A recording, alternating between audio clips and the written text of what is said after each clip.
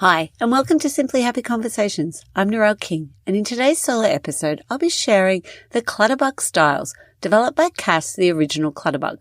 She helps people discover their organising styles, and you can take her free test on her website that I'll share a link to work out whether you have one or a combination of organising styles. So if you wanted to work out your organising style, how to set up a command center that's best suited to you, and also maybe work out your organizing preference for the other parts of your home, then continue listening to this episode. Welcome to Simply Happy Conversations. I'm Narelle King, wellness and organizational coach and Yin and Nidra yoga instructor. This podcast will help you create more time using organizational strategies so that you can start to simplify your life and prioritize your health. I'll be sharing conversations with other health and organizational experts and solo episodes with tips to help you simplify your life and prioritize your health. So thanks for joining me for today's solo episode about the Clutterbug organizing styles. These can help you work out better storage solutions as well as ideas based on your style. I'll also be sharing ideas to help you set up a command center based on your organizing preference. So let's start with them. So there's actually 4 Clutterbug styles. Butterfly is the first one that I'll start with. And this is someone who is a macro organizer. So there's either micro organizers or macro. Macro meaning quite a large selection, a group of things. So they're going to group things together. For example, say we have a fruit bowl, they would place all the fruit together, whereas a micro organizer might separate and have your citrus together, your bananas in another bowl, and then the rest of the fruit maybe together. A butterfly loves visual abundance. So they like to be able to see their things, or their things are in beautiful baskets. They have an emotional connection to their items, and that's why they like to be able to see their things on display. And so because they love to see and display their items, they're best suited to open shelving or even having their wardrobe doors off. And I have worked with clients who have taken their wardrobe doors off, and it's made a huge difference to them because they can still see everything. Everyday items, such as like your toaster and their kettle, need to be seen. So they're happy for those to actually sit on their bench. They need it to be fast and simple, the system for organizing, because if it's out of sight, it's out of mind to them.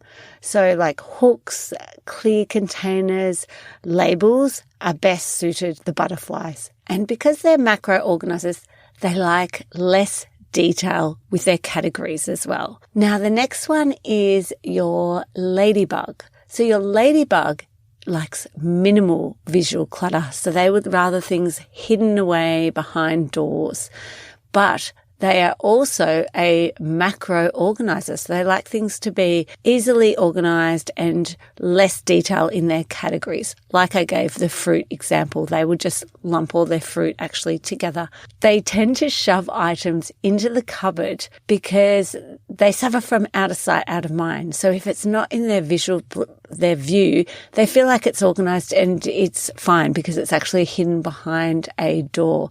So that's why they need really simple systems with easy access to make it really easy for themselves. Like a large box without a lid is going to work best for a ladybug. Whereas if you've got that lid on top, they're not going to put it away. They're just going to shove it in there because it's one extra step that they need to do. They actually, though, prefer all of their everyday items out of sight. So they would have maybe their toaster and kettle placed under their bench. They still need to be where the power point is, so it's easy to put out, but they would prefer them not in view. So our next 2, which are our micro organizers. So these are the people, which is me, who like to organize things in really detail. So for example, it could be stationery. Their pens would be all sorted. So you'd have red pens, blue pens, black pens sorted, and then they would have their texters sorted, their highlighters sorted, their different pencils sorted, So they're in all categories, whereas the macro organizer would have just stationery all lumped together. Our B, though, prefers our visual abundance. So they're a bit like the butterfly. They like to be able to see everything, and they also have that emotional connection to their items. So their everyday items need to be seen. They need to have their toaster and their kettle out on their bench to make things easy for them. They will only, though, put things away if they're finished using them. So a great example is if they're doing a craft activity or a puzzle on the dining room table, they're going to keep that out until they've completely finished the project, then they're going to put it away. They love gadgets, they love tools and supplies, and they're usually very creative. So something like a pegboard and clear containers with open shelving is going to be really great for a B. So think of those people who really love like doing creative projects and those beautiful pegboards, but it would have everything that they need. If they were into scrapbooking, they would have all the little parts that go with scrapbooking. But because they're a micro organizer, they'd have that all organized beautifully as well. And then we come to our final one, which is our Cricut. And I'm a Cricut.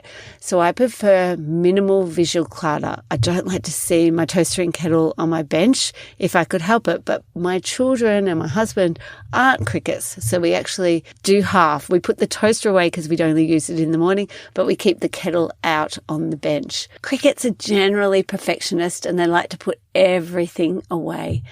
They might, though, pile things up in the cupboard together, and then they won't put them away until they can put them away properly. So they're not going to just shove it in the cupboard. They're actually deliberate about it. They'll put it together and keep it there until they can put all the things away.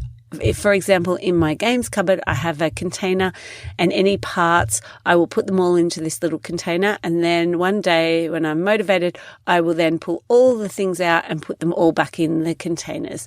So that's a Cricut. They like detailed oriented things. So they prefer clear containers, drawer dividers, binders, filing cabinets.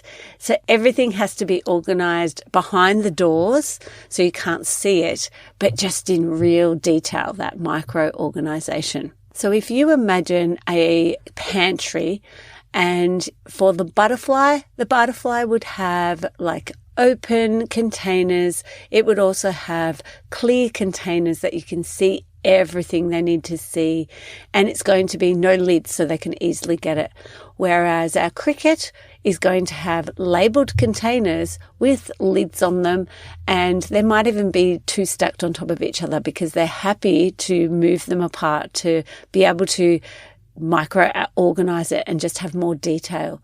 Your ladybug is going to have the same sort of containers as a Cricut. So they're going to be, nice and beautiful with labels on them, but they're going to have no lid because they don't want that extra detail to try and get into it.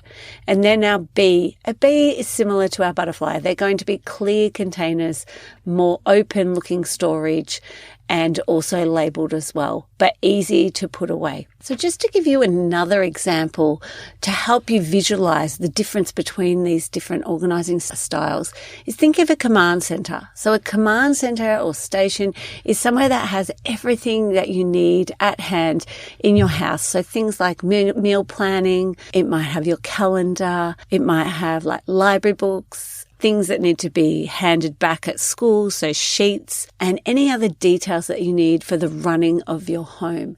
So we'll start with our butterfly, remembering they're the macro organizers, so everything has to be easy to put away, and they love visual abundance. So their command station is going to have big labeled tubs on the wall so that it can be seen, and there's not too many folders. There'd just be like, say, one, which would be maybe action or maybe even just a school container. And as I said before, their folders would be maybe the same color and it would look beautiful, their actual command center. Then our ladybug. Our ladybug is our macro again, so needs really easy systems, but minimal visual clutter. So theirs might be behind a door or possibly on the side of a fridge, or it might be a sort of recessed type of desk area and it might be on that part of the wall and it's just taking up a small amount of space. So it could have, again, your calendar, but then it might also have a cupboard underneath, and the other things like the actual folders might be in that cupboard, so not being able to see. So you might have the meal planner and just the weekly calendar there, but everything else, any other paperwork, is actually placed in the cupboard. And then if we go to our B, which is our micro, more detailed organizer who loves visual abundance. So their command center may be on the wall because, again, they're like the butterfly, so they like to be able to see it. But they would also then divide their folders up. So they might have a pay folder, a read information, a call, and school. So they're going to have more detail in the admin that they want with the folders compared to our butterfly. So they may use one of those stations that you can get from IKEA that divides up those different folders.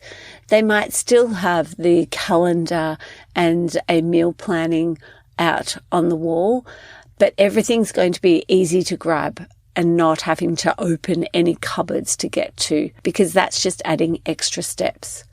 And then finally, our Cricut. So our Cricut has our micro organizer, meaning they need more detail. So again, they're going to be a little bit like the B. They're going to have more detailed folders. Like I said before, pay, read, call, and school, they might be broken down into. But again, they're not going to have the visual clutter.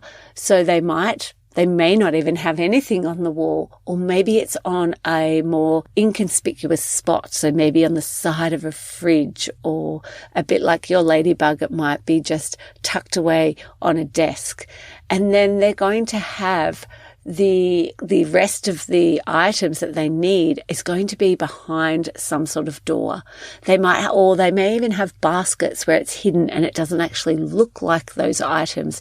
And they're going to be away so that they can't see it and no one can really see it, but they know that that's detailed and where to find it. It's not out of sight, out of mind for a Cricut, and the same for a ladybug. So maybe by listening to these different styles, you've had some aha moments about why maybe your command station has not worked in the past because it's not actually about your style, or maybe it's also having conflicting styles within your home. So really looking at that and thinking about that is going to help you work out what type of storage is going to work for you and your family so that you can create a more effective command center.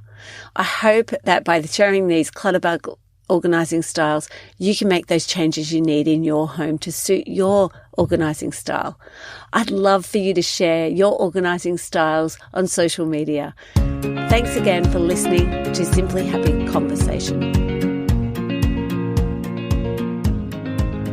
Thank you so much for joining me for today's Simply Happy Conversation. If you'd like to reduce your paper and digital clutter and free yourself from the overwhelm of clutter so that you can claim back time and space to enjoy the things you love, head over to simplyhappy.com.au in the resource section and grab the declutter checklist and start to reduce your clutter even with small amounts of time.